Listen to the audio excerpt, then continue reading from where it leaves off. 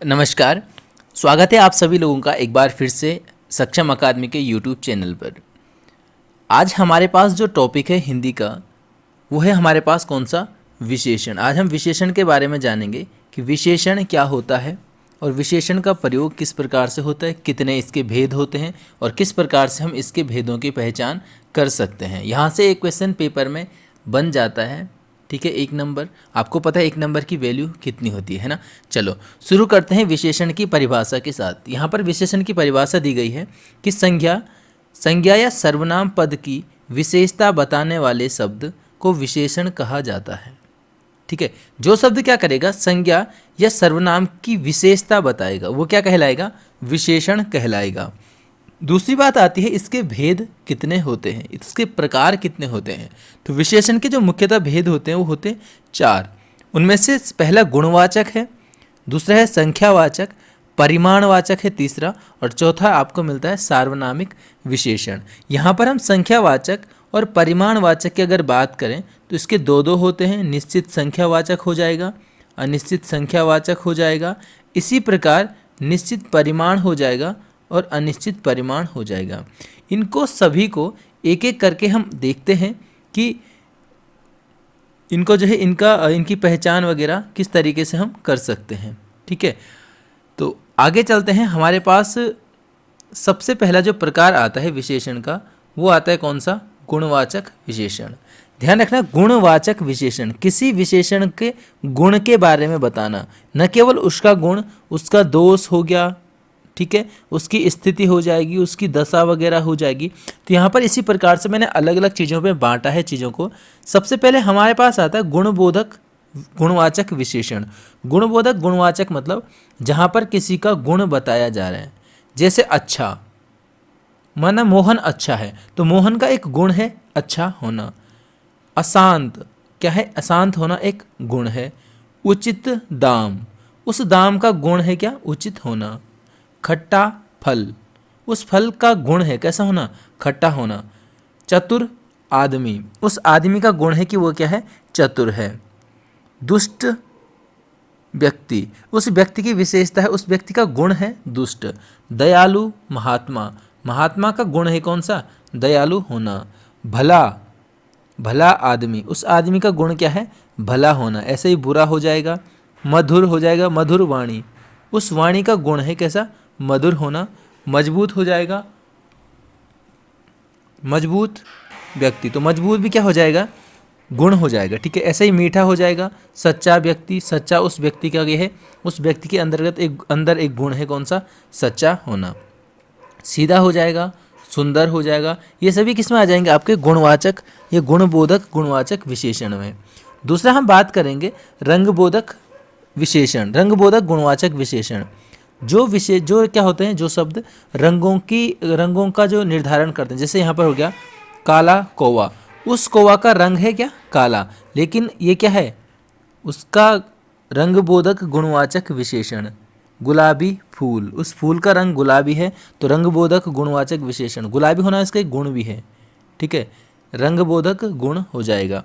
ऐसे ही चमकीला हो जाएगा, ठीक है, नारंगी हो जाएगा, पीला हो जाएगा। पीला वस्त्र, उस वस्त्र की विशेषता है कि वह पीला है, पीला एक रंगबोधक है, और रंगबोधक क्या हो जाएगा?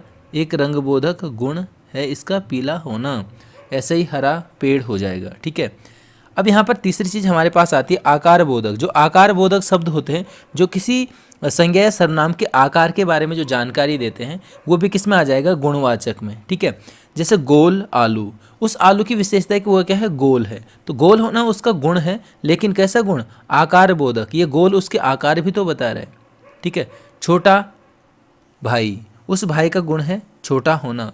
तिकोना खेत, कोई खेत है, वो क्या है? 3 कोनों वाला है, तिकोना खेत, तो उस खेत का आकार बता रहा है, लेकिन तिकोना होना उसका एक गुण भी तो है, तो क्या हो जाएगा? गुणवाचक विशेषण हो जाएगा। नाटा व्यक्ति, उस व्यक्ति की विशेषता है नाटा होना। नाटा भी क्या है? एक आकार है उसका नाटा, ऐसे ही लंबा भी हो जाएगा, ऐसे ही बड़ा हो जाएगा, ठीक है। सीधा होना भी क्या हो जाएगा? ये देखो सीधा इसमें आ जाएगा। एक तो सीधा ये वाला होता है सीधा, ठीक है, सीधा रास्ता, उस रास्ते की विशेषता है कि वो क्या है? सीधा है। लेकिन हमने ऊपर गुणवाचक में जब सीधा देखा, तो यहाँ पर किसी व्यक्ति का गुण है सीधा होना। ध्यान रखना, दोनों अलग अलग चीज़ें हैं, ठीक है। यहाँ पर उस रास्ते का आकार बता रहा है ना कि वो रास्ता क्या है, सीधा है, लेकिन यहाँ पर किसी व्यक्ति का गुण है सीधा होना, सीधा साधा जिसको बोलते हैं, ठीक है। अगला हो जाएगा संकरा, संकरी गली, जैसे माना हम कहें तो गली की विशेषता क्या है कि संकरी होना। संकरी भी एक क्या है, उसका आकार बता रहा है ना, ऐसे ही छोटा, गोल, ये हम सबसे पहले देख चुके हैं। मोटा हो जाएगा, ये भी किस में आ जाएगा, आपका आकार बताएगा।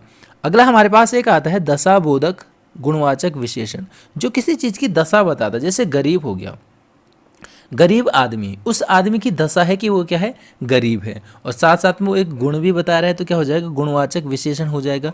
गीला कपड़ा, उस कपड़े की दशा है कि वो क्या है, गीला है, लेकिन उसका एक गुण भी है गीला होना, इसलिए गुणवाचक विशेषण में आ जाएगा। दुबला हो जाएगा, धनवान व्यक्ति, उस व्यक्ति की दशा है कि वह धनी है, जैसे गरीब था ना वैसे उसका विपरीत धनी हो जाएगा। दुखी हो जाएगा कोई व्यक्ति, किसी व्यक्ति की दशा क्या है, पतला होना, किसी व्यक्ति की दशा क्या है, मजबूत होना। फिर हमने मजबूत किस में पढ़ा था, गुणवाचक विशेषण में भी हमने मजबूत पढ़ा है, तो दोनों चीज़ों को ध्यान रखेंगे। जैसे माना मैं बोलूँ कि मजबूत अर्थव्यवस्था, उस अर्थव्यवस्था की दशा है ना मजबूत होना, लेकिन मैं बोलूँ कि यह मजबूत लकड़ी है, तो यहाँ पर उस लकड़ी के अंदर एक गुण है, कौन सा, मजबूत होना। लंगड़ा हो गया, किसी की दशा बता रहा है, सुखी होना या सूखा होना, ये भी क्या हो जाएगा, दशा का बोध आपके सामने करा रहा है। दूसरा हमारे पास गुणवाचक विशेषण के ही अंतर्गत कालबोधक शब्द भी आते हैं, जो किसी संज्ञा या सर्वनाम के काल यानी समय का बोध कराते हैं, और वो भी किस में आते हैं, आपका गुणवाचक में आएंगे। जैसे अर्वाचीन, अर्वाचीन आपको पता है प्राचीन का विलोम होता है अर्वाचीन, है ना। अर्वाचीन, आधुनिक हिंदी, उस हिंदी की विशेषता को क्या है, आधुनिक। ये आधुनिक एक तो उस हिंदी का गुण है, और दूसरा क्या है, आधुनिक एक समय का भी बोध करा रहा है, काल बोधक हो जाएगा।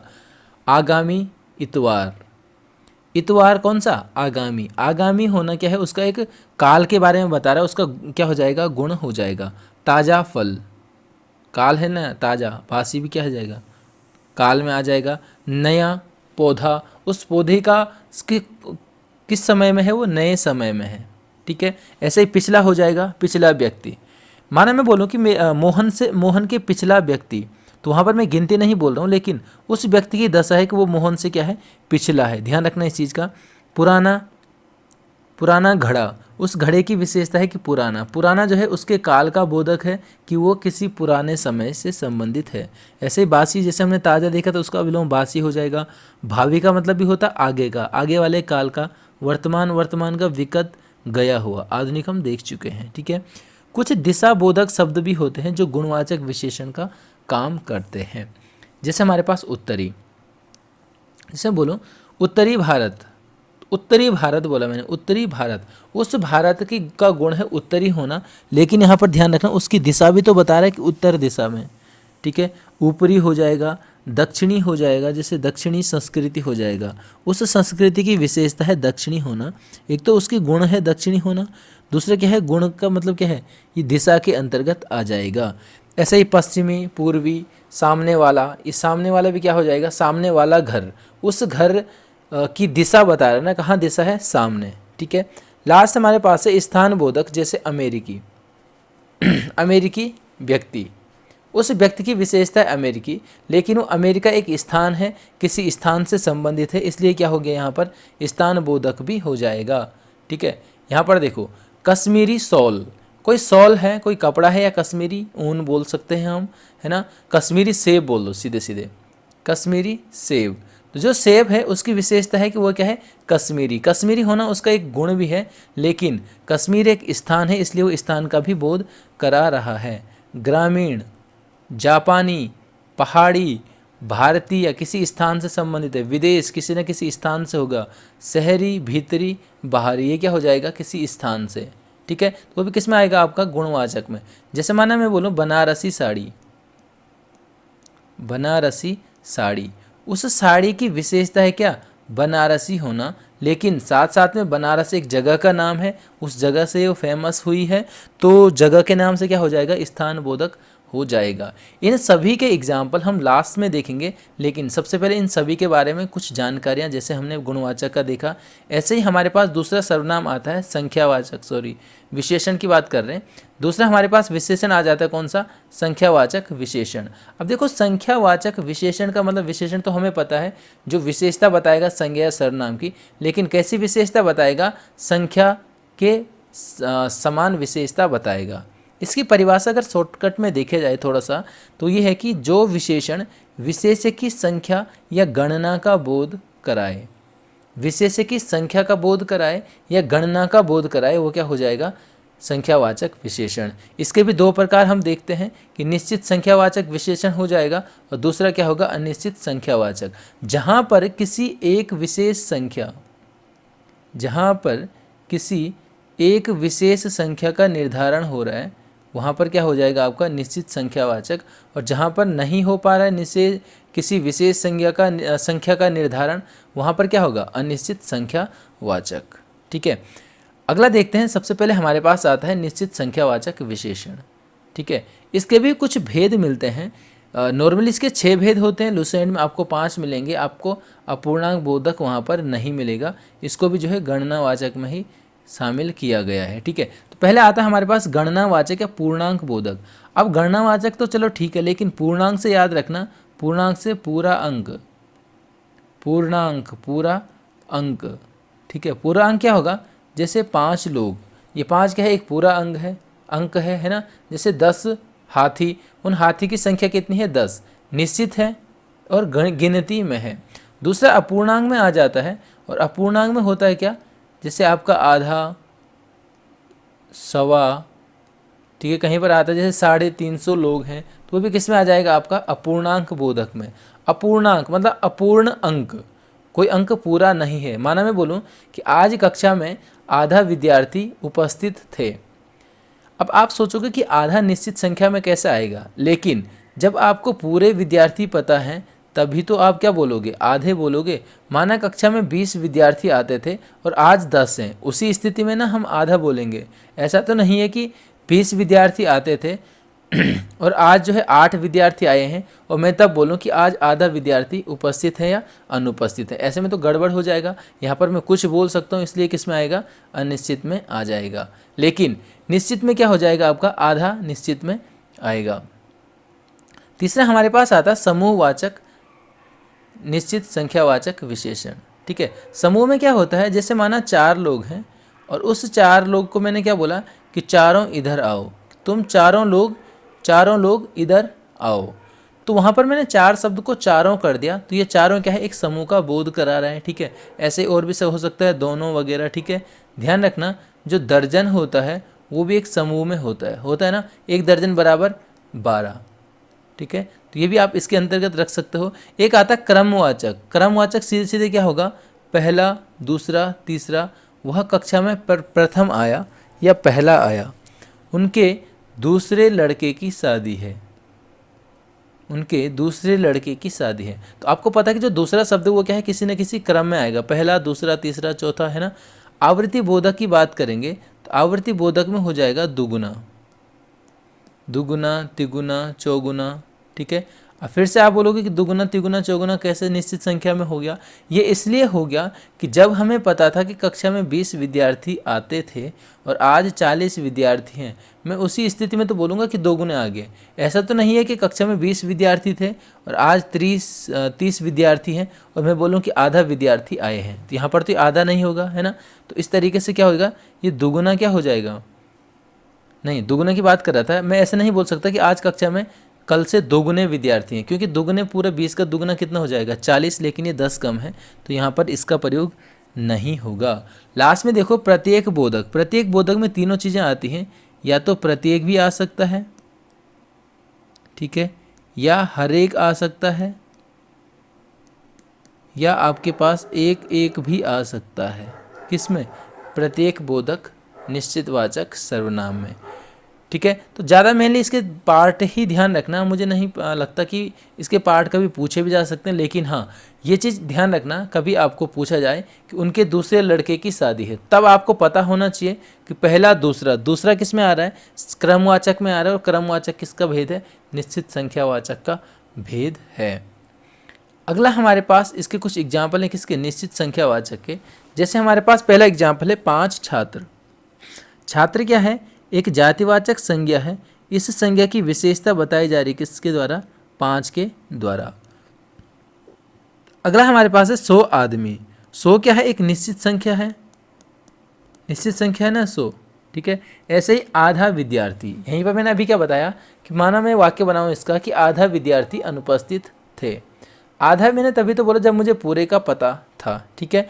चौगुने लोग, लोग हैं लेकिन कितने, चौगुने, तो ये भी क्या हो जाएगा, आवर्ती बोधक के अंतर्गत आ जाएगा। 350 लोग। ये जो 3.5 है क्या है, किसी निश्चित पूर्णांक की बात कर रहा है, ये अपूर्णांक में आ जाएगा, ठीक है। आधा, पौना, साढ़े, ये सब किस में आ जाएगा आपका, अपूर्णांक में। लेकिन ध्यान रखना जो विशेष्य होगा वो गणनीय होना चाहिए, मतलब गिनती करने योग्य होना चाहिए। ऐसा नहीं कि उसकी गिनती नहीं कर सकते और आपने उसको ज़बरदस्ती निश्चित संख्यावाचक में डाल दिया। अगला देखो 4 गुना छात्र। जो छात्र थे वो कितने थे, 4 गुना। तो जब हमें 1 गुना उसका पता है तभी तो हम उसका 4 गुना बोलेंगे, तो इसका मतलब वो क्या है, निश्चित है। अगला हमारे पास है 21वीं सदी। 21वीं सदी भी क्या होगा, 21 तो एक निश्चित संख्या आ गई, इसलिए किस में आ गया, निश्चित संख्यावाचक में आ गया। और संख्यावाचक के भेद की अगर मैं बात करूं 21वां, तो किस में आएगा, ये क्रमवाचक में। पहला, दूसरा, तीसरा, चौथा, 21वां है ना। पहला सोपान, इस सोपान की विशेषता कौन बता रहा है, पहला, फिर से उसका क्रम बता रहा है, तो क्या हो जाएगा, क्रमवाचक हो जाएगा। तीसरी दुनिया, दुनिया की विशेषता है कि दुनिया कैसी है, तीसरी, तो ये भी कहीं ना कहीं पहली, दूसरी, तीसरी करके होगा, मतलब क्रम में आएगा, ठीक है। आगे देखो 5 औरतें, औरत शब्द है लेकिन कौन, कितनी औरतें, 5। और अभी मैं बता चुका हूँ आपको कि जहाँ पर इस प्रकार से क्वेश्चन आता है, मतलब जैसे 5 हो गया तो 5 तो निश्चित संख्या है कि 5 है, लेकिन 5 जो शब्द हो गया, ये 5, तो लग रहा है ना कहीं क्या है, एक समूह का निर्धारण हो रहा है। 5 मतलब एक समूह बना रहे हैं। हर एक आदमी, हर एक, प्रत्येक, एक एक, ये किस में आ जाएगा आपका, प्रत्येक बोधक में आ जाएगा। यहाँ पर भी प्रत्येक लड़का हो गया। अब यहाँ पर देखो 2 दर्जन लोग, ध्यान रखना जो दर्जन है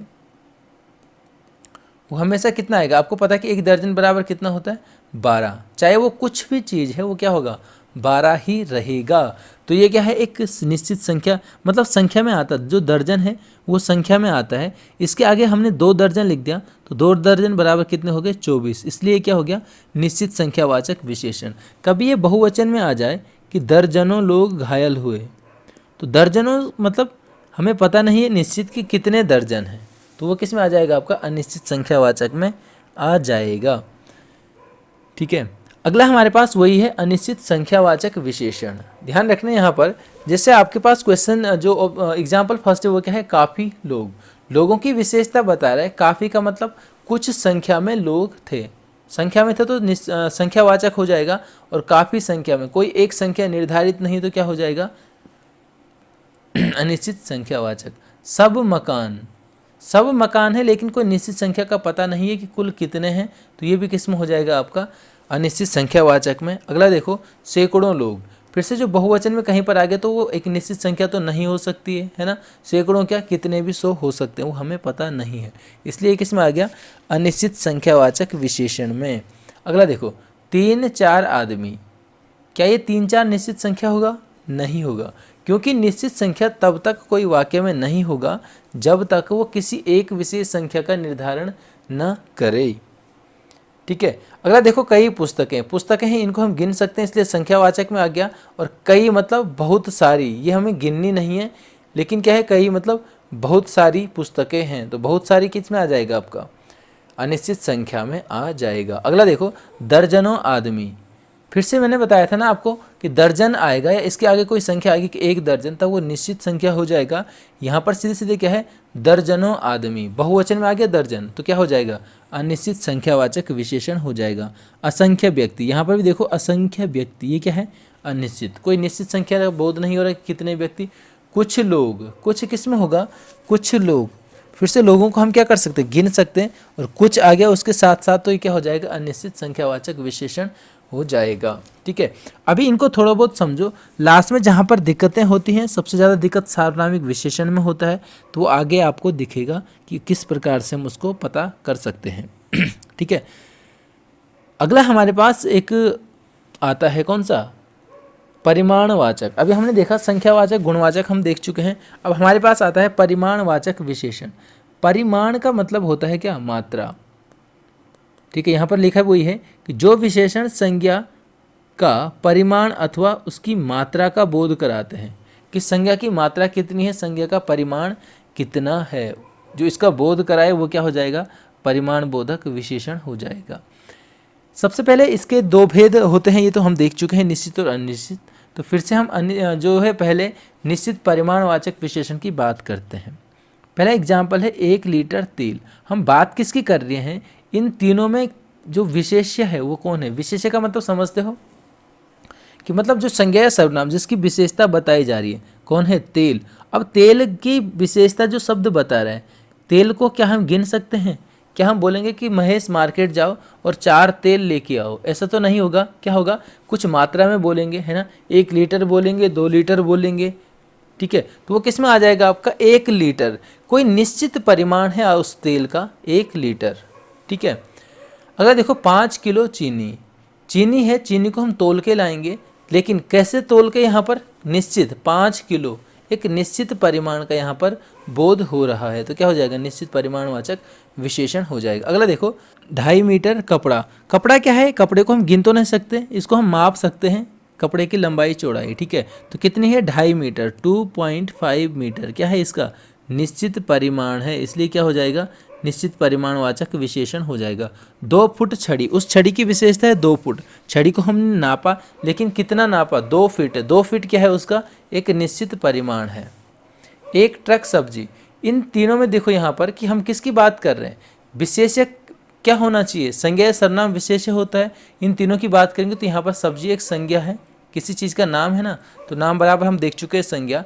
और इस सब्जी को हम गिन तो नहीं सकते, ऐसा तो नहीं बोल सकते किसी को कि जाओ और 4 सब्जी लेके आओ, बल्कि कोई मात्रा हमें बतानी होगी। ठीक है, और लोटा भर पानी, ये भी क्या हो जाएगा, एक निश्चित परिमाण मात्रा कि 1 लोटा पानी। 2 कप चाय, चाय है कितनी, 2 कप, एक निश्चित मात्रा का बोध हो रहा है।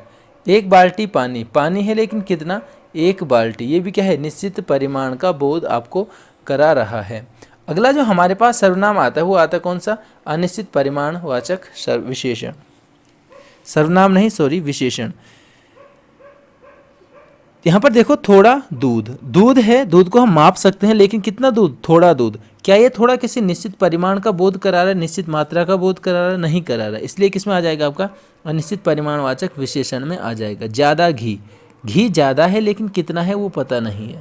थोड़ी सी तकलीफ, जो तकलीफ है वो क्या होगी, या तो कम होगी या तो ज़्यादा होगी। तो थोड़ी सी तकलीफ, तकलीफ को हम गिन नहीं सकते कि मुझे 4 तकलीफ है, मैं क्या बोलूँगा, मुझे थोड़ी सी तकलीफ है।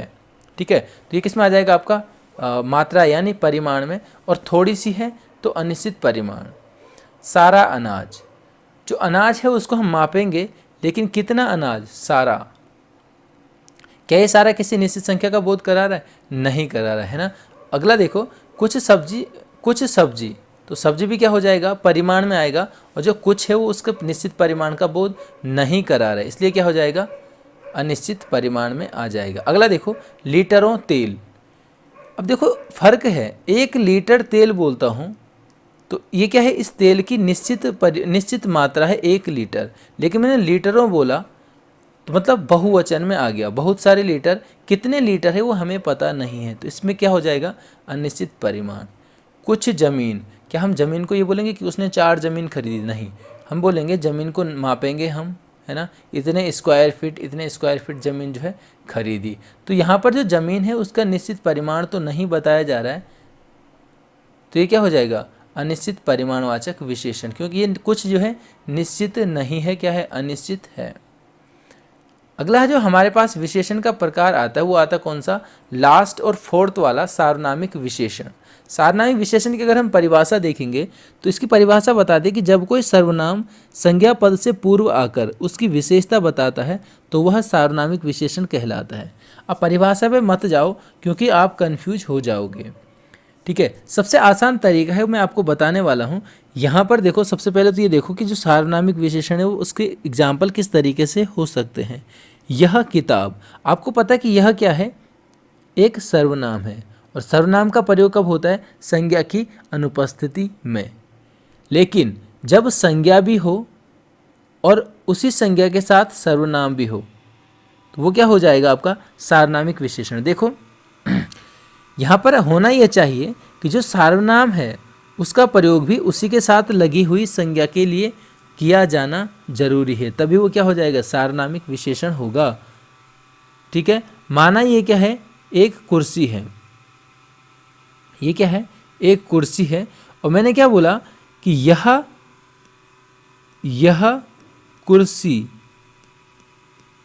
कुर्सी टूटी है, यह कुर्सी, इस यह का प्रयोग भी इसी के लिए किया और कुर्सी का प्रयोग भी इसी के लिए। तो मतलब जब यह का प्रयोग या फिर जब किसी सर्वनाम का प्रयोग उसके बाद आने वाली संज्ञा के साथ किया जाता है या उसी के लिए किया जाता है, उसी के संदर्भ में किया जाता है, तो वहाँ पर क्या हो जाएगा, सार्वनामिक विशेषण हो जाएगा। देखो वह लड़का, वह भी बोला तो किसके लिए बोला, लड़के के लिए। कोई किताब, कोई बोला पर किसके लिए, किताब के लिए। कौन छात्र, कौन बोला, प्रश्न पूछा लेकिन किसके लिए पूछा, छात्र, कौन छात्र। ऐसे ही ऐसा लड़का, ऐसा का प्रयोग भी किसके लिए हुआ, उसके बाद आने वाली संज्ञा यानी लड़के के लिए ही प्रयोग हुआ। यह मकान, देखो मकान भी हुआ और यह का भी प्रयोग हुआ, और यह का प्रयोग किसके लिए हुआ, उसी के साथ लगी हुई संज्ञा के लिए। ऐसे ही लास्ट देखो, कौन आदमी, इस कौन का प्रयोग हुआ किसके लिए, उसके साथ लगी हुई संज्ञा यानी आदमी के लिए, ठीक हो गया। चलो इसको थोड़ा सा और अच्छे से समझते हैं, और हम जो है 4 एग्जाम्पल आते हैं यहाँ पर। देखो यह मोहन की पुस्तक है, यह पुस्तक मोहन की। सबसे पहले हम इन दोनों को देखेंगे कि इन दोनों में क्या है, अर्थ तो इसका एक ही है ना, ठीक है, लेकिन हमें यहाँ पर देखना है कि इन दोनों वाक्य में किसके बारे में बताया जा रहा है। तो हमें बताया जा रहा है किसके बारे में, पुस्तक के बारे में, कि यह पुस्तक किसकी है, ठीक है। तो जब ध्यान रखना, जिस संज्ञा का वर्णन किया जा रहा है, चाहो तो इसको आप वीडियो पॉज करके लिख सकते हो कि जिस संज्ञा का वर्णन किया जा रहा है उसी संज्ञा के साथ जब कोई सर्वनाम आता है, ठीक है, जिस संज्ञा के बारे में बताया जा रहा है वाक्य में, उसी संज्ञा से पूर्व यदि कोई सर्वनाम आता है तो वो सर्वनाम न रहकर उस संज्ञा की विशेषता बताता है और सार्वनामिक विशेषण कहलाता है। विशेषता बताता है इसलिए विशेषण, और सर्वनाम है इसलिए सार्वनामिक। तो यहाँ पर हम देखेंगे किसके साथ, देखो यह पुस्तक मोहन की है, यह मोहन की पुस्तक है, दोनों में हम पुस्तक की बात कर रहे हैं, लेकिन पुस्तक जिसके बारे में बात कर रहे हैं, पुस्तक के बारे में बात कर रहे हैं, उसी के साथ सर्वनाम होना चाहिए। क्या ऊपर वाले वाक्य में कोई सर्वनाम है पुस्तक से पूर्व, नहीं है, इसलिए ऊपर वाले में जो यह है ये केवल और केवल निश्चित वाचक या निश्चयवाचक सर्वनाम का काम करेगा, ठीक है। लेकिन नीचे वाला देखो, यह पतंग, यह पुस्तक, पुस्तक के बारे में बता रहे हैं और पुस्तक के साथ ही क्या आ गया, यह आ गया। तो यहाँ पर यह किसका काम कर रहा है, सार्वनामिक विशेषण का काम कर रहा है। अगला भी वही सेम चीज़ है, थोड़ा सा समझने के लिए, कि वह शीला का घर है और वह घर शीला का। हम दोनों में बात किसकी कर रहे हैं, घर की, कि घर किसका है, ठीक है। ऊपर वाले में देखो या नीचे वाले में देखो कि कहाँ पर जब हम घर की बात करें तो घर के साथ ही लगा होना चाहिए क्या, सर्वनाम। तो इन दोनों में से किस में घर के साथ सर्वनाम लगा है, ऑप्शन जो सेकंड हमारे पास लास्ट वाला है, वह घर, वह भी बोल दिया और वह का प्रयोग भी किसके लिए हुआ, घर के लिए। यह पुस्तक, यह का प्रयोग भी हुआ उसी के साथ लगी पुस्तक के लिए, तो वहाँ पर क्या हो जाएगा, सार्वनामिक विशेषण, ठीक है। इन दोनों को ध्यान रखना। यहाँ पर वह का प्रयोग अगर हम बोलते हैं कि चलो घर के लिए ही किया गया है, लेकिन ये तो इससे काफ़ी दूर हो गया ना, उन दोनों को एक साथ आना चाहिए, ठीक है। उम्मीद है आपको इन 4 एग्जाम्पल से थोड़ा सा अच्छे से समझ आया होगा सार्वनामिक विशेषण, ठीक है। चलो बात करते हैं, अगला हमारे पास आता है प्रविशेषण। थोड़ा सा इसके बारे में भी देख लेते हैं कि प्रविशेषण क्या होता है। प्रविशेषण वे शब्द होते हैं जो किसी विशेषण की भी विशेषता बताते हैं। ठीक है, कैसे बताएंगे? देखो, बड़ा ईमानदार व्यक्ति, इन तीनों में अगर देखा जाए विशेष्य क्या है? विशेष्य का मतलब संज्ञा क्या है? व्यक्ति है। व्यक्ति की विशेषता कौन बता रहा है? ईमानदार, ईमानदार व्यक्ति। लेकिन उस ईमानदार की भी विशेषता बताई जा रही है आगे, क्या? बड़ा। कितना ईमानदार? बड़ा ईमानदार। ठीक है। दूसरा हमारे पास देखा जाए तो इसमें जो संज्ञा पद है वो कौन सा है? पदार्थ। अब पदार्थ जब संज्ञा पद है तो पदार्थ की विशेषता कौन बता रहे हैं? विशेला। और विशेला की भी विशेषता बताई जा रही है, किसके द्वारा? अत्यंत विशेला। ठीक हो जाएगा। तो ये क्या हो जाएगा? प्रविशेषण हो जाएगा। यहाँ पर बड़ा प्रविशेषण, यहाँ पर अत्यंत प्रविशेषण। सेकेंड लास्ट की हम बात करते हैं कि अत्यंत कुशल अधिकारी। संज्ञा क्या है? अधिकारी। अधिकारी की विशेषता कौन बता रहा है? कुशल। और कुशल की भी विशेषता बताई जा रही है, किसके द्वारा? अत्यंत। कि कितना कुशल? अत्यंत कुशल। और लास्ट का देखो, महान पराक्रमी क्रांतिकारी। हम बात करें क्रांतिकारी की, कैसा क्रांतिकारी? पराक्रमी क्रांतिकारी। और कैसा पराक्रमी? महान पराक्रमी। ठीक है। संज्ञा की विशेषता बता रहा है विशेषण, विशेषण की भी विशेषता बताएगा, क्या हो जाएगा? प्रविशेषण हो जाएगा। नॉर्मली आपको जब छांटने को आए तो मुझे उम्मीद है कि हो जाएगा आपका इसके बाद। ठीक है। अगला हमारे पास आता है कुछ एग्जाम्पल हैं विशेषण के, और हमें ढूंढना है कि इस वाक्य में विशेषण, इन वाक्यों में कौन कौन सा विशेषण या विशेषण का कौन सा भेद है। सबसे पहले ध्यान रखना कि जब भी आपको विशेषण पूछा जाए तो आपको केवल दो चीज़ ढूंढनी है। कौन कौन सी? सबसे पहले ढूंढना है विशेष्य, और उसके बाद विशेष्य के आगे ढूंढना आपको क्या? विशेषण। बस, बाकी वाक्य से हमें कोई लेना देना नहीं है। पहले की बात करेंगे कि वह अच्छा लड़का है। इन दोनों में बात किसकी कर रहा है? अच्छा लड़का। लड़का हो गया विशेष्य, अच्छा हो गया क्या? उसकी विशेषता। तो अच्छा हमने किस में देखा था? एक गुण था अच्छा होना, तो ये किस में हो जाएगा आपका? गुणवाचक विशेषण हो जाएगा। सेकंड देखो, लंबा आदमी इस घर का मालिक है। लंबा आदमी, आदमी की विशेषता कौन बता रहा है? लंबा शब्द बता रहा है। और लंबा होना भी क्या है? उसका एक आकार बता रहा है। हमने आकार बोधक देखा था शुरू में। ठीक है, तो वो भी किस में आ जाएगा? आपका गुणवाचक में आ जाएगा। तीसरा देखो, पहाड़ों पर बहुत वर्षा हुई। वर्षा हुई कितनी? बहुत। अब देखो कितना शब्द जो है ना, वो कितना या कितनी जो शब्द है वो किस में आएगा? आ गया आपका परिमाण में। कितना मतलब परिमाण बताया जा रहा है वहाँ पर। ठीक है, तो ध्यान रखना कितना कितनी परिमाण में आ गया। और बहुत वर्षा, बहुत है मतलब कोई निश्चित परिमाण नहीं है, इसलिए किस में हो जाएगा? अनिश्चित परिमाणवाचक विशेषण में हो जाएगा। अगला देखो, वहाँ थोड़े लोग थे। कितने लोग थे? थोड़े लोग। अब लोगों को क्या हम तोल सकते हैं कि 4 कुंटल लोग थे? नहीं, इनको क्या कर सकते हैं? हम गिन सकते हैं। इसलिए गिन सकते हैं तो ये क्या किस में आ गया? संख्या वाचक में आ गया। और थोड़े लोग हैं, कोई निश्चित संख्या का बोध यहाँ पर नहीं हो रहा है, तो वो क्या हो जाएगा? आपका अनिश्चित संख्यावाचक हो जाएगा। अगला देखते हैं, खेल प्रतियोगिता में मोहन तीसरे स्थान पर आया। स्थान जो है ना यहाँ पर, ये संज्ञा पद है यानी विशेष्य पद है, और इस स्थान की विशेषता बताई जा रही। कैसे? तीसरे स्थान पर। तो हमने निश्चित संख्यावाचक के अंतर्गत एक क्रमवाचक देखा, जहाँ पर हमने पहला, दूसरा, तीसरा, चौथा या 21वीं सदी वगैरह का जो हमने देखा था। तो ऐसे ही इसी प्रकार से यहाँ पर क्या है? तीसरा स्थान। ठीक है। अगला देखो, सब बालकों ने उसका ध्यान रखा। सब बालकों, जो बालक शब्द है वो है संज्ञा, और इस संज्ञा की विशेषता बता रहे सब। तो सब का मतलब क्या है? जो बालक है, सब बालक। अगर कोई बोलता है कि सब बालक, तो कहीं ना कहीं लग रहा है कि बालक क्या है? गिनती में है, और गिनती में है तो क्या हो जाएगा? संख्यावाचक। और सब है मतलब कोई निश्चित संख्या का बोध हमारे पास नहीं हो रहा है, तो वो किस में आ जाएगा? आपका अनिश्चित संख्यावाचक में आ जाएगा। ठीक है। नेक्स्ट की बात करते हैं कि सभा में 40-50 लोग। कितने लोग? 40-50 लोग। किसकी विशेषता बताई जा रही है? लोग की। कौन बता रहे हैं? 40-50। क्या 40-50 में कोई निश्चित संख्या है? नहीं है, तो ये भी किस में आ जाएगा? आपका अनिश्चित संख्यावाचक विशेषण में आ जाएगा। ये चीज़ आप ध्यान रखना। ठीक है। अगला हमारे पास अभी इस स्लाइड में लास्ट है, वह छात्र कक्षा में प्रथम आया।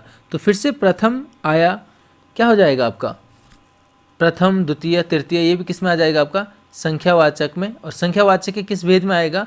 क्रमवाचक में। पहला, दूसरा, तीसरा जो क्रम होगा। ठीक है, कुछ और एग्जाम्पल हमारे पास हैं। दुर्घटना में 2 दर्जन लोग घायल हुए। मैंने दर्जन कहाँ पर बताया था? संख्या में बताया था, और बताया था कि दर्जन के आगे अगर कोई संख्या दी है कि कितना दर्जन है, तो वो आएगा किस में? निश्चित संख्या में। और दर्जनों है तो तब किस में आ जाएगा? बहुवचन में। दर्जनों बहुवचन में आएगा तो किस में हो जाएगा आपका? अनिश्चित, मतलब निश्चित संख्या का बोध नहीं करा रहा है। ठीक है, तो यहाँ पर क्या है? दुर्घटना में 2 दर्जन लोग। 2 दर्जन लोग का मतलब कितना है? 24 लोग। 24 क्या है? एक निर्धारित संख्या है, निश्चित संख्या है, इसलिए ये किस में हो जाएगा? निश्चित संख्यावाचक विशेषण हो जाएगा।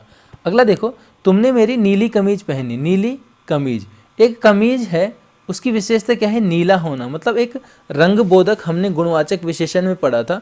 तो नीला क्या है? कमीज का एक गुण होना, गुण है नीला होना। अगला देखो, बनारसी साड़ी। संज्ञापद कौन है? साड़ी। उस साड़ी की विशेषता कौन बता रहा है? बनारसी। बनारस फिर से आपको क्या है? एक स्थान है, स्थान से संबंधित है, तो स्थान बोधक गुणवाचक विशेषण भी हम देख चुके हैं। अगला देखो, यह मकान बड़ा है। देखो, यह क्या है? एक सर्वनाम है। यह क्या है? एक सर्वनाम है, और सर्वनाम के बाद क्या आ गया? मकान। और इस सर्वनाम का प्रयोग भी इसी संज्ञा के लिए हो रहा है। मकान एक संज्ञा है ना, संज्ञा है, संज्ञा से पूर्व सर्वनाम आ गया, और इस सर्वनाम का प्रयोग भी उसी से लगी संज्ञा के लिए हो रहा है। यह मकान, तो किस में आ जाएगा आपका? सार्वनामिक में आ जाएगा। ठीक है, अगला देखो, कौन आदमी। कौन आदमी जा रहा है? कौन आदमी, कौन भी क्या है? आपने देखा होगा प्रश्नवाचक सर्वनाम। अगर आपने सर्वनाम की वीडियो नहीं देखी तो वो भी आपके जो है चैनल पर आपको मिल जाएगी। तो प्रश्नवाचक सर्वनाम है, और इस सर्वनाम का प्रयोग भी उसी के साथ लगी संज्ञा के लिए किया जा रहा है कि कौन आदमी। कौन आदमी, उस कौन का प्रयोग भी इस आदमी के लिए ही किया जा रहा है। तो ये क्या हो जाएगा आपका? यहाँ पर सार्वनामिक हो जाएगा। कौन सा? सार्वनामिक विशेषण। लास्ट देखो, कुछ लोग जा रहे हैं। जो कुछ है ना, अब देखो यहाँ पर कि जो कुछ है वो भी तो एक क्या है? सर्वनाम है। तो ये सार्वनामिक विशेषण क्यों नहीं हुआ? ध्यान रखना, अगर मैं बोलता हूँ कि कुछ लोग, तो कहीं ना कहीं मैं उनकी संख्या के बारे में बात कर रहा हूँ ना, है ना, तो क्या आ जाएगा? फिर वो संख्या में आएगा, और निश्चित संख्या का बोध नहीं हो रहा है, तो इसलिए ये किस में आ जाएगा आपका? अनिश्चित संख्यावाचक विशेषण में आ जाएगा। ठीक है, उम्मीद है आप लोगों को समझ आया होगा। जो एग्जाम्पल वगैरह मैंने बताए हैं आपको, फिर भी कोई दिक्कत वगैरह होती है तो आप जो है मुझे बता सकते हो। कुछ चीज़ें हैं यहाँ पर जहाँ पर आपको कन्फ्यूजन थोड़ा बहुत हो सकता है। ठीक है, इसको यहीं पर समाप्त करेंगे। जैसे हमारे पास है 2 कप चाय और 2 कप। इन दोनों को देखो पहले कि 2 कप चाय 2 कप। आपको केवल ये ढूंढना है। अब देखो, आपने यहाँ पर संख्या देख ली 2, तो बहुत सारे लोगों ने सीधे सीधे इसको निश्चित कर दिया होगा, निश्चित संख्यावाचक। लेकिन ध्यान रखना, ये निश्चित संख्यावाचक नहीं होगा। क्यों नहीं होगा? 2 कप चाय, यहाँ पर मैं बात किसकी कर रहा हूँ? चाय की। ये क्या हो जाएगा? चाय। चाय हो जाएगा यहाँ पर विशेष्य, और चाय को मैं गिन नहीं सकता बल्कि माप सकता हूँ, इसलिए किस में आ जाएगा? ये परिमाण में आएगा। और उसके आगे कैसे? देखो, 2 कप, इस चाय की निश्चित मात्रा है ना, कितना?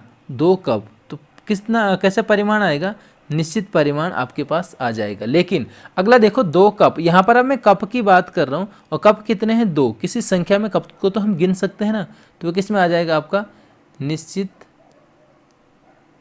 संख्या। निश्चित है ना कि 2 हैं, और कप हैं तो इनको गिन सकते हैं, तो क्या हो जाएगा? निश्चित संख्या हो जाएगा। ठीक है, अगला भी देखो वही चीज़ है सेम। 2 ट्रक सब्जी, यहाँ पर हम किसकी बात कर रहे हैं? सब्जी की। और सब्जी क्या है? इसको हम माप सकते हैं, तो किस में आ जाएगा? परिमाण में आ जाएगा।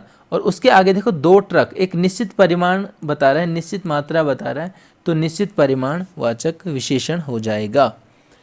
ऐसे ही 2 ट्रक, अब यहाँ पर हम सब्जी की बात कर रहे थे, यहाँ पर हम ट्रक की बात कर रहे हैं, और ट्रक को हम गिन सकते हैं। कितने ट्रक हैं? 2 ट्रक। तो ये क्या हो जाएगा आपका? निश्चित संख्यावाचक विशेषण हो जाएगा। 2 और हैं इसी प्रकार के। एक मासिक पत्रिका। अब आपने अगर एक देख के सीधे सीधे संख्यावाचक किया तो आपने गलत किया। आपको ये नहीं देखना है कि विशेषण क्या है, आपको क्या देखना है कि जो विशेष्य है वो क्या है। विशेष्य क्या है?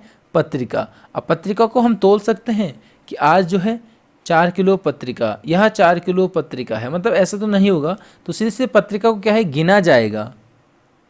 ठीक है, गिना जाएगा।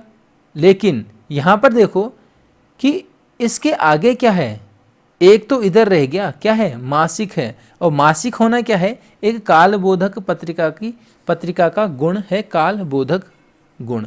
अगर ये इसी प्रकार से ऐसा होता, एक पत्रिका, अब इस पत्रिका का मैं क्या बता रहा हूँ, संख्या का बोध करा रहा हूँ ना, और कैसी संख्या, एक क्या है, निश्चित संख्या है, तो निश्चित संख्यावाचक विशेषण हो जाएगा। कौन सा, एक पत्रिका। और एक मासिक पत्रिका हो गई तो मासिक होना उसका एक गुण है, ठीक है, हमने कालबोधक में देखा था। लास्ट वाला भी मासिक पत्रिका ही हो गया सीधे सीधे, तो वहाँ पर भी क्या हो जाएगा आपका, गुणवाचक। मासिक क्या है, उसका एक गुण होना है। अगला हमारे पास एक स्लाइड है, लास्ट स्लाइड। यहाँ पर ध्यान रखना, कई बार हमें पूछा जाता है कि इस वाक्य में विशेष्य क्या है, इस वाक्य में विशेषण क्या है। ये होता कब है, जब हमारे पास दो चीज़ें दी होती हैं। कहीं पर हमें लगता है कि हमारे पास दो विशेषण हैं, कहीं पर हमें लगता है कि हमारे पास दो विशेष्य हैं। तो उनको किस प्रकार से देखो, जब दो विशेषण या दो विशेष्य प्रतीत हों किसी वाक्य में, तो विशेषण और विशेष्य की पहचान किस तरीके से की जाए वो यहाँ पर देखेंगे। ठीक है, सबसे पहला पॉइंट देखो कि यह मकान ऊंचा है।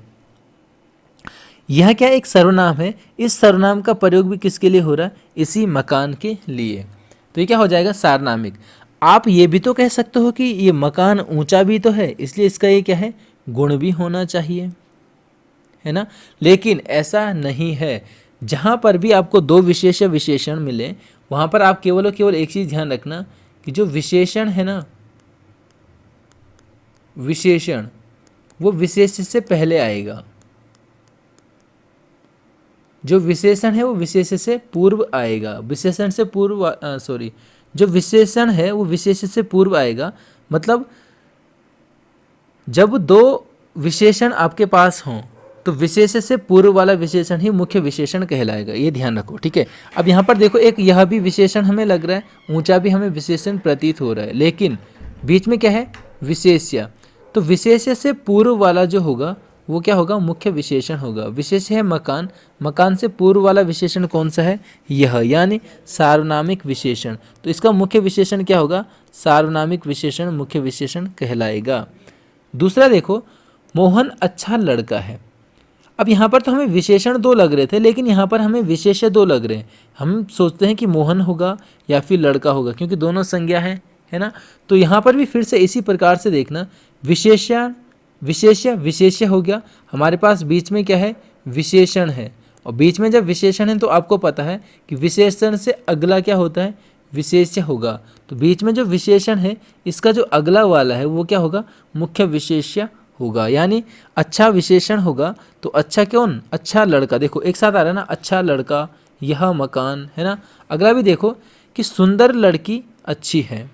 यहाँ पर एक सुंदर है, एक अच्छी है, तो विशेषण कौन सा होगा, ध्यान रखना, क्योंकि विशेष्य बीच में आ गया और फिर से हमारा जो संबंध था वो क्या था, जो हमारा संबंध था वो क्या था, पहले आएगा कौन सा, विशेषण, और फिर आएगा कौन, विशेष्य। जब यहाँ पर हमने देखा कि सुंदर और अच्छी दो विशेषण हो सकते हैं, तो सीधे सीधे बीच में क्या है, विशेष्य है, और विशेष्य हमारे पास क्या है, बाद वाला। तो विशेष से पहले वाला जो क्या होगा, विशेषण होगा, वो मुख्य विशेषण कहलाएगा। लास्ट वाला भी इसी प्रकार से है, रावण श्रेष्ठ उपासक था। अब उपासक भी तो एक जातिवाचक संज्ञा है और रावण भी क्या है, एक संज्ञा है। तो ये दोनों क्या हो सकते हैं, विशेष्य हो सकते हैं। अब जब दोनों विशेष्य में हमें निर्धारित करना है कि मुख्य विशेष्य कौन सा होगा, तब हम क्या देखेंगे, विशेषण को देखेंगे। और विशेषण हमारे पास यहाँ पर क्या है, श्रेष्ठ। और जो इसका संबंध होता है वो क्या होता है, विशेषण और विशेष्य। मतलब विशेषण के बाद वाला क्या होगा, मुख्य विशेष्य होगा। तो श्रेष्ठ के बाद वाला जो होगा वो क्या होगा, मुख्य विशेष्य होगा। मतलब इस वाक्य में जो उपासक है वो क्या होगा, विशेष्य होगा। ठीक है, अब यहाँ पर ये बात मैंने इसलिए करी क्योंकि आपको दो दो चीज़ें लगती हैं वाक्य में। ठीक है, जब सीधे सीधे एक चीज़ हो, जैसे मैं बोलूँ कि मकान ऊंचा है, मकान ऊंचा है। यहाँ पर तो सीधे सीधे एक ही विशेषण है, इसलिए इसमें कन्फ्यूजन होना ही नहीं चाहिए। मैं केवल किसकी बात करी इन चारों में? उसकी बात करी जब दो विशेष्य या दो विशेषण आपको प्रतीत हों तो कौन सा मुख्य विशेषण होगा या कौन सा मुख्य विशेष्य होगा, वो आपको किस प्रकार से ढूंढना है। ठीक हो गया। तो इस प्रकार से आज का वीडियो हमारा यहीं पे समाप्त होता है। हमने आज क्या पढ़ा? विशेषण पढ़ा, है ना। तो विशेषण जो है आपकी समझ में आए होंगे, ये उम्मीद करता हूँ मैं। अगर कहीं पर भी किसी भी प्रकार की कोई दिक्कत हुई है आपको विशेषण में, तो आप जो है मुझे बता सकते हैं, मुझे मैसेज कर सकते हैं। मैं आपका अपना नंबर जो है हर वीडियो में देता आ रहा हूँ, ताकि आप मुझसे संपर्क कर सको। कोई भी टॉपिक में, कोई भी चीज़ें में दिक्कत होती है, कई बार मेरे बोलने से ही क्या हो जाता है, कुछ चीज़ें गड़बड़ हो जाती हैं, तो उसके लिए मैं सबसे पहले तो क्षमा चाहूँगा। लेकिन क्षमा से पहले भी मैं बताऊँगा कि उसमें भी अगर आपको कहीं पर कन्फ्यूज हो तो आप मुझे मैसेज कर सकते हो कि आपने ये बोला लेकिन ये नहीं, ऐसा होना चाहिए। ठीक है, आप इसमें व्हाट्सएप कर सकते हो, मैसेज कर सकते हो, कॉल कर सकते हो, जहाँ आप कहीं पर भी दिक्कत आपको आए। ठीक है, तो मिलेंगे अगली वीडियो के साथ। और अगली वीडियो जो हमारी फ़िलहाल अब होगी, तो वो हम पदों को यहीं पर थोड़ा छोड़ देंगे, क्योंकि क्रिया आएगी, क्रिया में आपको ज़्यादा कुछ नहीं है बताने को। अगला जो हम देखेंगे वो हम देखेंगे वाक्य विचार। और उम्मीद करूँगा कि 2 दिन में आपके रचना के आधार पर और अर्थ के आधार पर जो वाक्य हैं उनके बारे में हो जाए। लेकिन मुझे नहीं लगता 2 दिन में होगा, क्योंकि जो वाक्य रचना के आधार पर है उसी में हमें उपवाक्य भी पढ़ने हैं और पदबंध भी पढ़ने हैं। तो सबसे पहले जो रचना के आधार पर वाक्य होगा ये आपका अगली वीडियो में होगा। मिलेंगे नेक्स्ट वीडियो में, तब तक के लिए धन्यवाद।